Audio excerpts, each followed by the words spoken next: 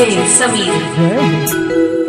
माता रानी ऐसे नहीं आने वाली, माता रानी को बुलाना है कि नहीं? बुलाना है तो एक बार खड़े हो जाइए और ऐसे नहीं मस्ती के साथ माता रानी को श्रृंगार चढ़ाएंगे, चुन्नी चढ़ाएंगे।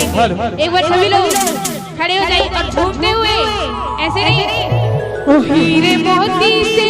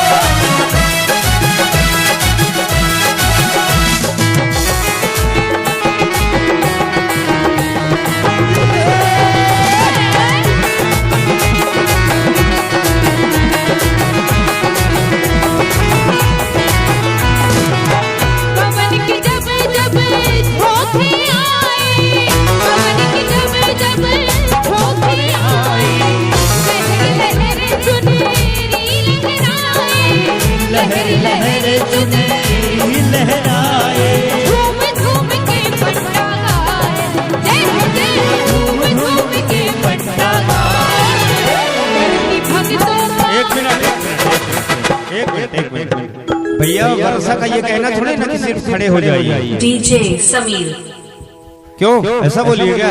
खड़े हो जाइए। खड़े होने के लिए नहीं बोली है, डांस करने के लिए बोली है, नृत्य करने के लिए बोली है। कहते हैं जो भगवान के दरबार में नाचते हैं ना, उन्हें 84 लाख योनियों में नाचने की आवश्यकता नहीं होती है। इसलिए जिन्हें नृत्य करना है वही खड़े होंगे, नहीं तो क्या है कि पीछे वालों को दिखता भी नहीं है तो वो भी गाली देते हैं ना उधर से, है ना? चलिए कंटिन्यू। तो ऐसे नहीं, एक बार दोनों हाथों को सभी उठाएंगे, दोनों हाथों को। डीजे समीर आपका हार्दिक स्वागत करता है।